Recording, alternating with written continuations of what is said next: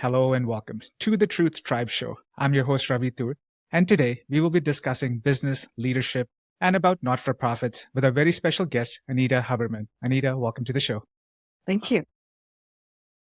Anita Huberman has been the president and CEO of the Surrey Board of Trade for 17 years. It is one of the top 10 boards in Canada. She has been with the Surrey Board of Trade in a variety of roles now for 30 years.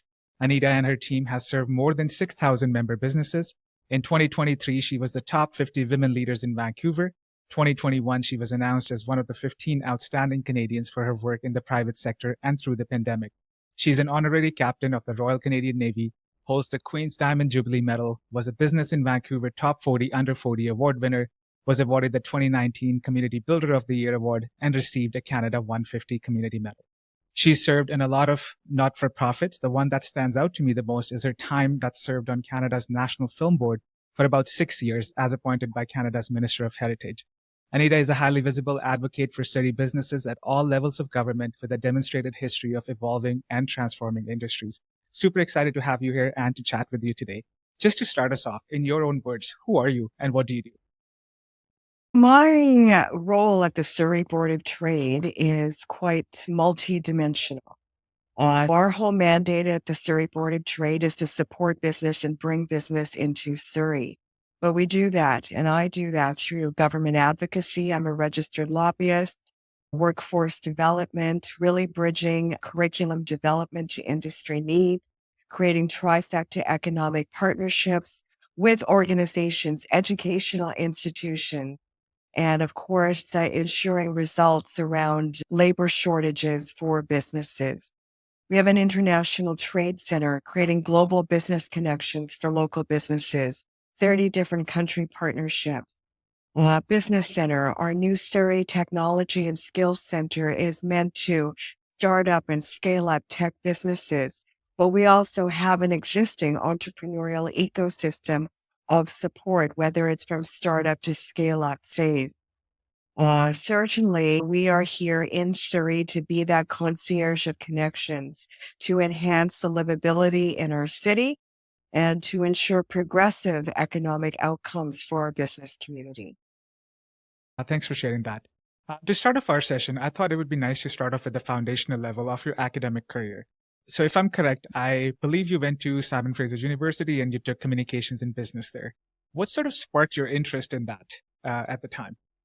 First of all, I actually started out in the business faculty at Simon Fraser University, but then after a year, changed my major to communications with a minor in European history. Why communications? Because it allowed me to be very multifaceted and available to different industries, to be entrepreneurial, to be creative at the same time. And why European history? Because I love to travel. It relaxes me. It allows me to learn and to be able to ensure that we are capitalizing on the global experiences here in our city and in our region.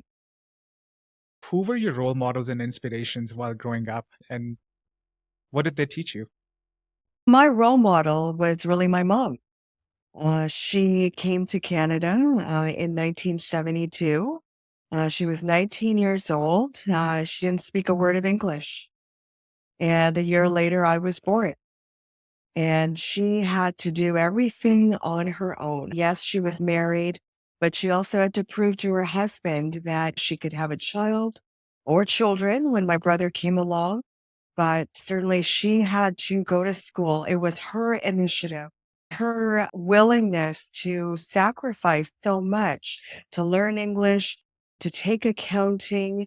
And now she's the chief financial officer for Langara Student Union at Langara College. And she's been in that position for more than 15, 16 years. But she gives back to her community. Of course, now she speaks fluent English. And she's just the most caring woman and role model that I've ever known. I just have a quick question around the city of Surrey itself. I've been fortunate. I've spent quite a bit of time in Surrey. I have extended family. For those people who are on the fence and maybe do want to migrate over to Surrey and start a new life there, why would you advocate for city of Surrey? Surrey, first of all, is going to be the largest city in British Columbia. They're saying by 2041, there's going to be over 1 million people. So that means that all levels of government are paying attention to Surrey in terms of the infrastructure investments that are needed to prepare for that growth. So this is where the economic action is going to happen. This is where the supports are going to be for your family. We're a border city. There's 111 different languages that are spoken. So we're a very welcoming, multicultural type of community. And that is our strength in terms of bringing in and co-locating national and international businesses. This is where the employment is going to be. And it's already starting to be that way. You want to be in a city where you're here right from the ground level, you're here with the growth, and certainly in an environment of transportation connectivity between two major airports, Abbotsford and Vancouver. We have certainly, we're on the ocean, we have a riverfront, but there's so much potential that is happening and that will be taking place in our city. And that's why I encourage everyone to look at Surrey, not only for business and economic development, but also to look at ways and means to raise your families, to enhance your livability, to be a part of our city right from the ground up. Excellent. I was sold at the riverfront. But yeah, there's a lot of good reasons for people to move into Surrey and look into that.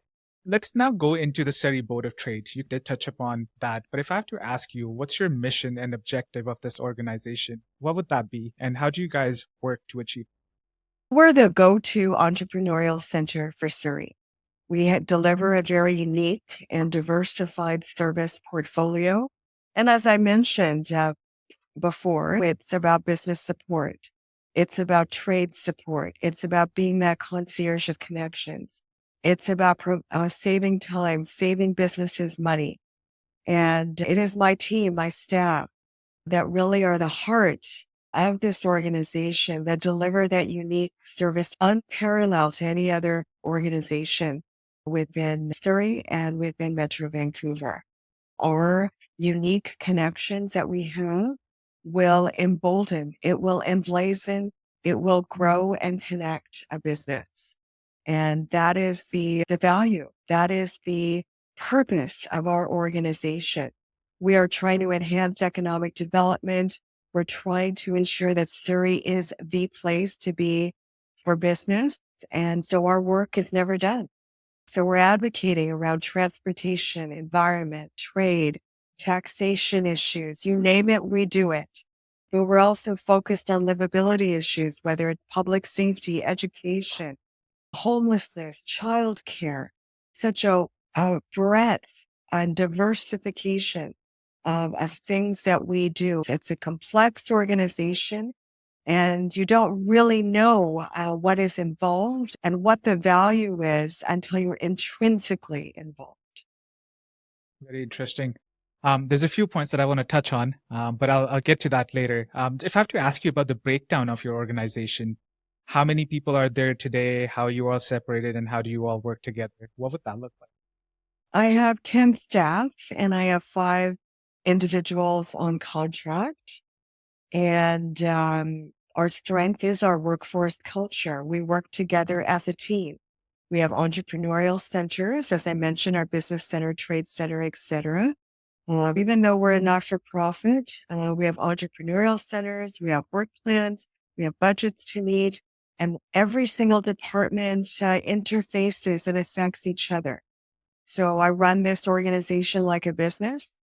And it's very important also that we elevate our profile, that people know what it is and what we have done. When I started this position as president 17 years ago, we had no brand profile. But now we are known for our work around instigating change at the different levels of government, about being a policy maker and revolutionizing the whole chamber and board of trade model. There's 430 of us in Canada, We ourselves have 6,000 member contacts that represents around 3,500 businesses. We are an organization that cannot be ignored. Mhm. There's a very interesting point that you raised there that you guys had no brand profile 17 years and now you have turned it completely the other way around. What were some of the principles that were applied during this transition over the 17 years? The principles was around connecting the dots, working fast, working efficiently, making sure you have the right expertise and skills around you. I'm really good at connecting the dots and creating a vision, but I need people around me to support me in implementing that vision and to work very quickly. We don't have time sometimes to hum and haw and to analyze. Sometimes when you're taking a risk, like in business, you just have to go with it. And some things work and some things don't. And that's the way it is. And that has been our winning formula, is to take that risk, even in the face of great adversity, even in the face of people saying that's not going to work. That's not what a Chamber of Commerce Board of Trade does. That's not how fast you should work. Even like I was the first South Asian female, very young. I was 32 when I was hired. It was unheard of someone like me to be in this position. So I had to work 5 times as hard, 5 times longer. And I'm still proving myself. And sometimes I'm the only woman around that boardroom table. And it's not easy, but you have to persevere in the face of great adversity. And that has been our winning formula. My follow-up question to you is, what would you categorize as the highest point in your career so far? And what did you learn from it? The highest point has been really just an ongoing recognition of our work. I'm blessed that the federal government points me to these different pieces. For example, the Navy, I'm an honorary captain of the Navy, the whole film board piece around the heritage minister. I think that is a recognition of my work, of our team's work. And that is one of the things that I look back on proudly. But you have to, despite all of these accomplishments, you still have to prove yourself each and every day, because there's people when you reach the top that love to bring you down, no matter how much you've accomplished. And that's the challenge of life. Success is a journey, not a destination. 100%. And they say it's easy to get up on the top. It's hard to just sustain that top level. So let's switch the gears around the businesses in Surrey. A few years ago, we all had to go through the pandemic and businesses were majorly affected by that. How did you guys manage the pandemic with the businesses in Surrey? What were some of the challenges that you guys faced and how did you overcome those? You know what? It was March 16th, 2020, and I was the last person to leave this office after sending my staff home. We had no idea what the future would hold for our office, for our organization, for ourselves personally. It was an unprecedented time, and we had to meet each and every day as a staff. We formed certain initiatives to ensure that we were meeting the needs of our members. We worked 14-hour days. Because of our unique connections with the federal government, the provincial government, I sat on the Premier's Advisory Council for the pandemic. There was 7 of us. I had access to different relationships and pieces that I could action right away as a result of those government connections that no one else had. So we worked 14-hour days. My staff were working and worried for their families at the same time. And we were worried for our businesses. And some businesses in Surrey made it, some didn't, some had to enhance efficiencies. It allowed us the opportunity to really utilize technology. And we are still utilizing that technology today. But the economy has changed. We're living in volatile economic times. Everyone knows that. Even we could be in an official statement, perhaps, that we are in war times, given our socio-economic circumstances globally. So every single day for an entrepreneur is hard. And we recognize that for our business community. Or for our workforce, we recognize that there's challenges as well. And there needs to be a relationship between the employers and the employees. And we recognize that as well in these very volatile economic times. And to ensure that we're harnessing our advocacy, progressing around that, and creating and sometimes removing those types of member benefits that make sense or don't make sense. Mhm. So, question on that. You mentioned advocacy.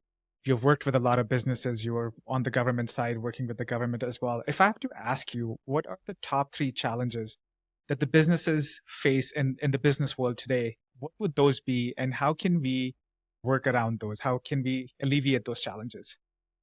The first three are around taxation, bottom line erosion, so increased fees, red tape. Number two is livability. There's an increase in homelessness, drug addiction, lack of support for those pieces, individualized support for mental health.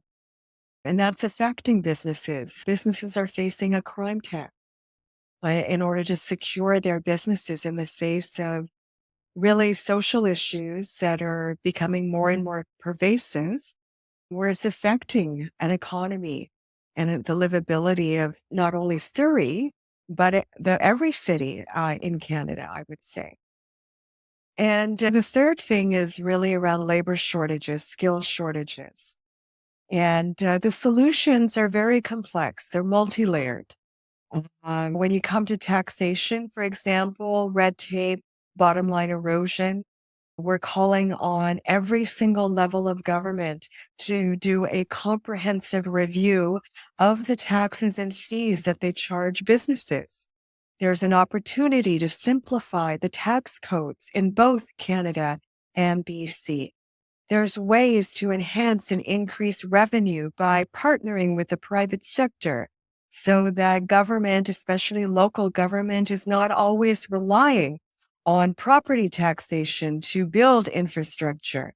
There's so many different global examples in order to do what is needed instead of trying to increase taxation and fees, and utilizing technology so that businesses are not stuck in the red tape hole to get their permit for development or to expand their businesses. The entrepreneurial spirit of businesses, I feel, is dying in the face of all of these challenges, not only the one of taxes and red tape, but also that of supply chain challenges, industry challenges around labor, and of course, these livability challenges around crime, drug addiction, mental health, and of course, paying that crime tax.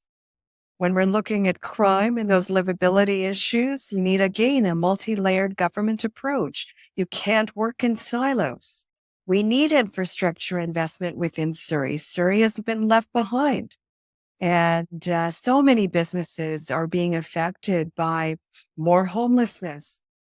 We live in the highest cost of living area within Canada. So that means we need a different approach by Ottawa. But certainly when we're taking a look at workforce challenges, in Surrey, we have the greatest number of manufacturers within British Columbia. We have an international docking facility. We have a thriving development and construction sector. Every single sector is facing labor challenges, attitude changes around work, and that's affecting the economy as well. So we're on this tipping point of what entrepreneurialism is, of what businesses need, and not everyone can work remotely. You can make a sheet metal at home. Sometimes you need to be in that business to make products. And we need a thriving and growing manufacturing sector, not only within Surrey, but within Canada, to ensure that we remain a developed nation instead of a developing nation. So we're just on track and in progress in terms of the different ingredients that are needed for a progressive economic recipe. We're a giant among the G7 countries, but we're a sleeping giant, as the president of the Business Council of Canada has recently indicated.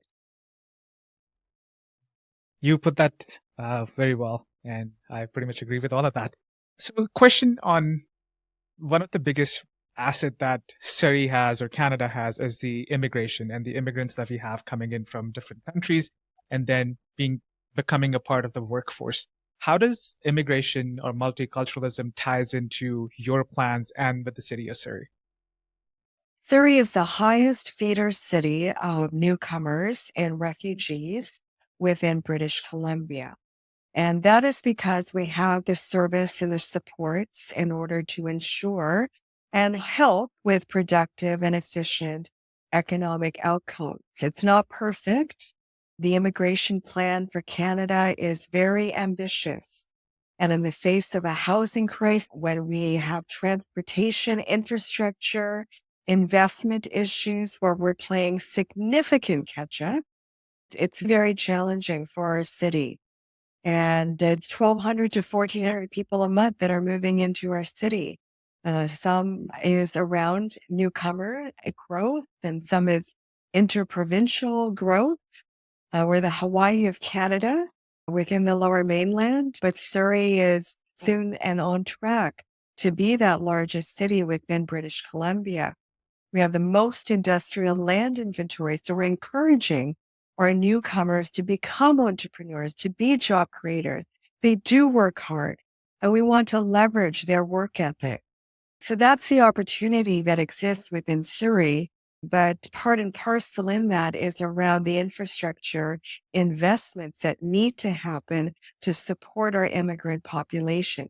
We see it as an opportunity, but we also need to ensure that it's not a weakness when we don't have infrastructure investments, and to ensure that the other levels of government make sure that Surrey is a priority within the Metro Vancouver region. 100%. My next question is around women in business. And this question actually comes from my sister. She lives in Surrey and she's been a fan of your work. And the question is, how can women navigate the business world effectively? And what advice do you have for aspiring female business leaders? I would say, in my way, I consider myself a business leader, even though I run a not-for-profit, because I run the not-for-profit like a business. And when I do make a profit and I reinvest into our organization, into our capital assets, we just purchased a second location. So we're in an expansion phase as well. But you have to take a risk. And sometimes as women, you have to prove yourself 5 times as hard. When you're a woman of color, you have to prove yourself sometimes 10 times as hard. And it's unfortunate that in 2023, that is still the case. But even though I've been in this position and I have all these accolades, I'm still proving myself. You have to take a risk. You have to set yourself apart from the competition. You have to think differently. You have to persevere. You can cry. You can have down times, but you need to surround yourself with people that will believe in you. And that means it's going to be a small circle. And it's not only going to be your family, it's going to be sometimes your friends and people that think differently than you. You need to surround yourself around that ecosystem. And you have to be comfortable with that surrounding. You can't have someone saying to you, you need to do that. You yourself need to say it. And you need to go out and find it, and you need to find that comfort level with whomever. And I don't like to really use the word mentor because it's so overused. You just need to find people and surround yourself with people that will make you grow, that will make you think differently, that will really inspire your creativity. Wonderful. That's very well said. Thank you.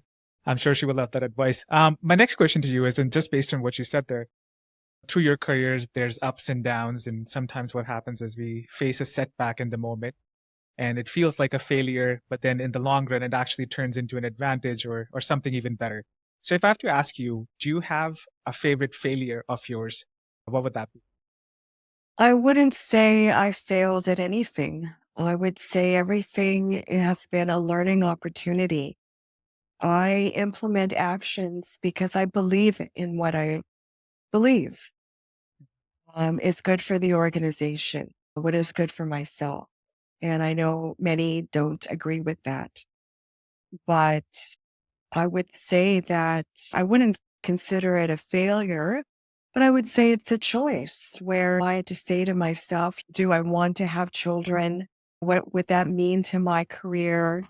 But it was a personal choice for me not to have children. But I don't consider that as a failure. Some may consider that as a failure, but you can't have it all. You can have a family, you can have a career, you can be a business leader, you can do it all. But I would say that if I have to look back in my life, I just turned 50, so it's always a point of reflection when you turn 50. But I don't regret making that choice. And I would say even in 20 years, when I'm 70, I won't regret making that choice. And it's not a failure to me. And sometimes in the South Asian community, if you don't have children, it's considered a failure. But you know what? This is 2023. You can make any decision that you want in life. That's lovely. And thanks for sharing that. I appreciate it. So another question, a follow up on if you have to give yourself like a 20-year-old Anita an advice, knowing everything that you know about life and the business world today, what would that be? I would say that you need to travel and take time for yourself and don't take things so seriously. Try to have fun.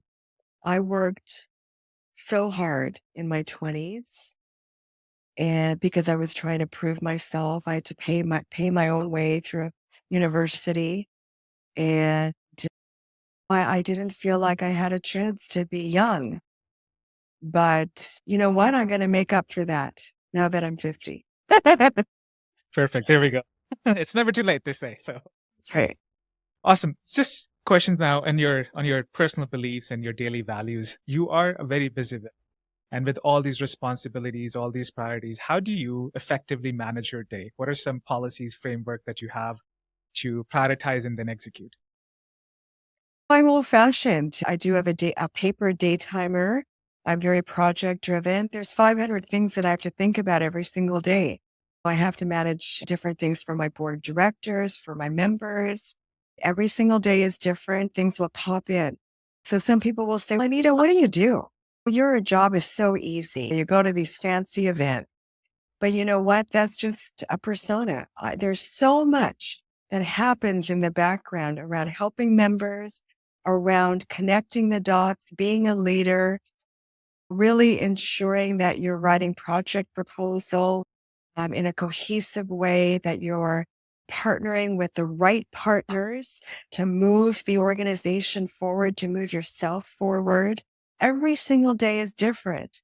And you can't get everything done in a day. I have a to-do list, but I can't get everything done every day because things pop in. There's different things that happen in Surrey that I have to address at the last minute.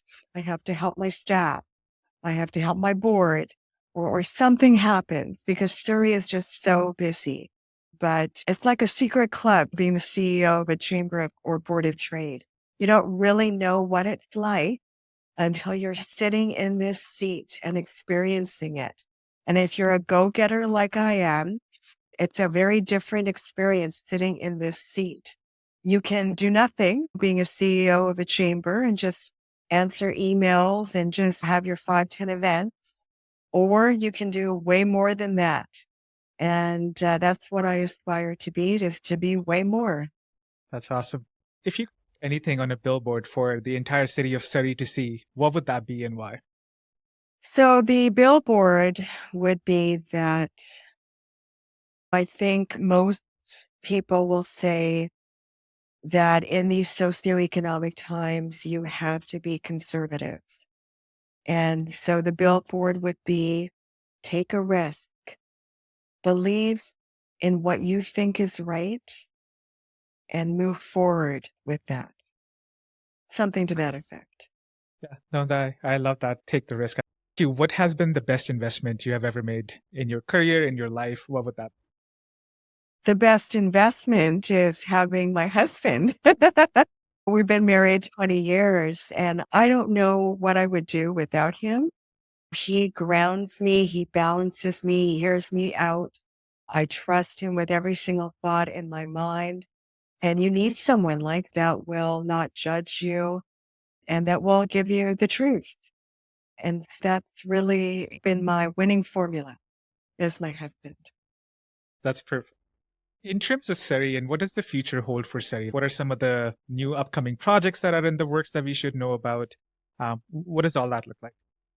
One thing I have been and I continue to be really excited about is our technology center in Surrey.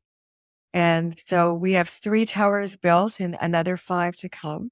And it's a blended ecosystem of business, technology, education, all in one ecosystem to support the entrepreneurial spirit.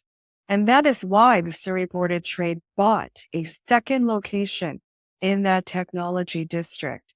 And we are going to be unveiling it early next year in 2024 as the Surrey Technology and Skills Center with our joint venture partner, the Western Community College, to incubate different economic projects, which includes a blockchain center of excellence, a cybersecurity center of excellence, an indigenous entrepreneurship and innovation center, really enhancing and expanding our trifecta economic partnerships to address the labor shortages of the day.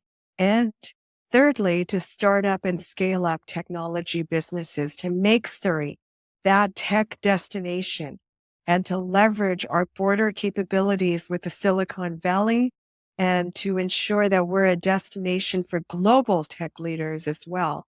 I'm so excited about that because a third of our population is under the age of 19 in Surrey. This is where the human capital is. This is where the industrial land inventory is. We have 27% of Metro Vancouver's industrial land inventory. We have an international docking facility, an international border, 2 points of access. We're working on as part of a Cascadia economic strategy. I'm excited about the different economic assets for our manufacturing sector or agriculture sector and what the potential is for our arts and culture and creative sector within the city. That's awesome. Exciting times for the city of Surrey. I know we're coming up on time. If I have to, before I let you go, if there's one final message you have for the people of Surrey or for the listeners of this podcast, what would that message be and why? I would say get engaged. I would say to residents and businesses, vote in your elections, know what is going on, make sure you know the truth and the fact before you make decisions.